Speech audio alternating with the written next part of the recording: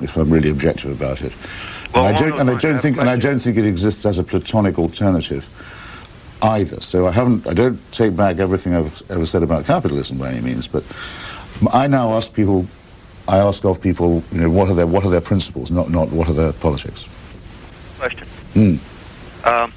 This Islamic holy war.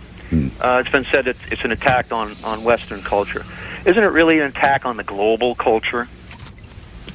Well, at first it's an attack on Islamic culture, which, from which the West, what we call Western civilization, is made up quite largely of contributions from the Muslim world, particularly the Arab Muslim world. To give, I mean, the most salient example would be most of the writing of the ancient Greek philosophers of 5th century Athens was completely lost to the West for many centuries, and was substantially obliterated in many parts of Europe by Christianity, which didn't want it to be thought that there had been high wisdom and high ethics before the coming of Jesus Christ. So the works of the Greeks were preserved in great Muslim universities and libraries and came back to the West through Andalusia, through Spain. We owe them that. You try and do thermodynamic calculations using Roman numerals and see where you get, or any other kind of calculation. Our numerals are from the Muslim world. Geneva, Switzerland. Just to give an example. Now, so wait, the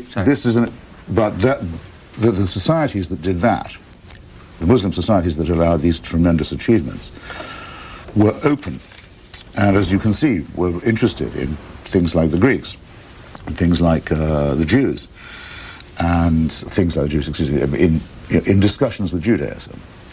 The Al-Qaeda-Taliban ideology would make that kind of Muslim cultural life impossible. And remember, before they blew up the World Trade Center, they used heavy artillery to blow up the 2 big statues of Buddha in Bamiyan in Afghanistan. They mean business. They want total cultural erasure, obliteration of culture, science, free inquiry, separation of church and state, emancipation of women, all the things that make civilization possible. They are determined to destroy. That's an attack on the Muslim world. Go ahead, Geneva. Good morning. Good morning. I'm calling from Geneva. My question is to the speaker.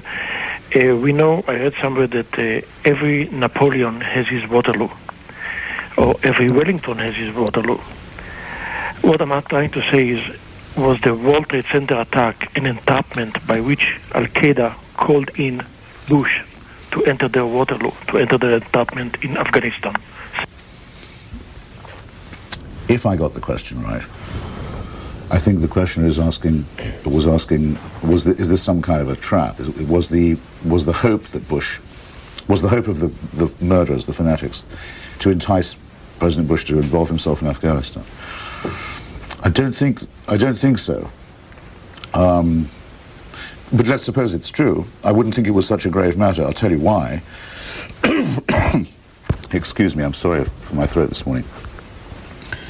In June of this year, I'm very proud to say, I was asked by a group of American and Afghan female scholars if I would put my name on a petition to be circulated around Washington and elsewhere, demanding that the United States government disown the Taliban as the government of Afghanistan, as it looked then, because the Taliban was a creation of our lovely Pakistani allies and their military secret police, the ISI. The United States had no real beef with the Taliban regime. We thought we should change that.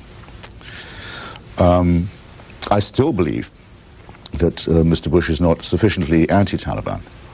I would instance the following. The Revolutionary Association of Women of Afghanistan, RAWA as it's called, R-A-W-A, has a real network of opposition and resistance in Kabul and Kandahar, civic opposition. They're able to get reporters in and out. A wonderful film which you may have seen called Behind the Veil was made with their assistance.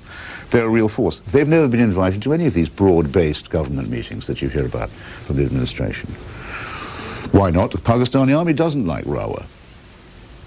And the Saudis don't want to see women in meetings sponsored by the United States about a future government of Afghanistan. So 50% of the population is supposed to be kept out of the picture. So you hear the reporter saying another meeting today of the future broad-based government, and it's a narrow group of elderly men in turbans who represent feudal clans and or the absurd claim of the exiled monarchy.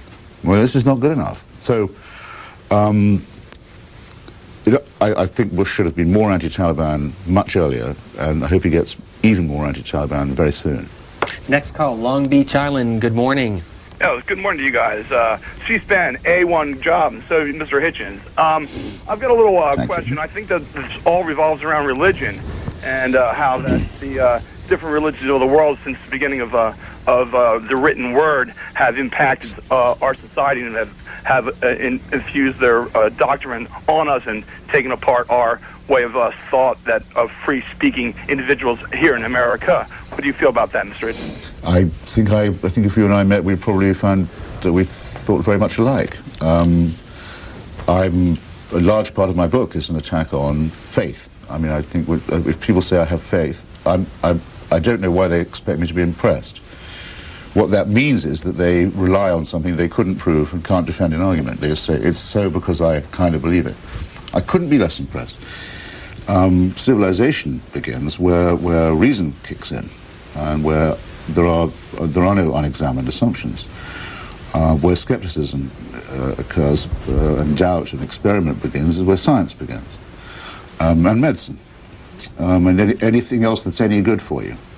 The belief that you are the plaything of a creator, that you attribute your presence here not to the laws of evolution and of biology and physics, but to some plan, is, I think, a horrible idea because I'm glad it's not true. Some atheists say they wish religion was true. It's just a shame it's not. I'm not one of those. I think it's a horrible scheme. Imagine the idea that you have cradle-to-grave supervision that also goes on after you're dead. You never get away with it. It's like living in a celestial North Korea.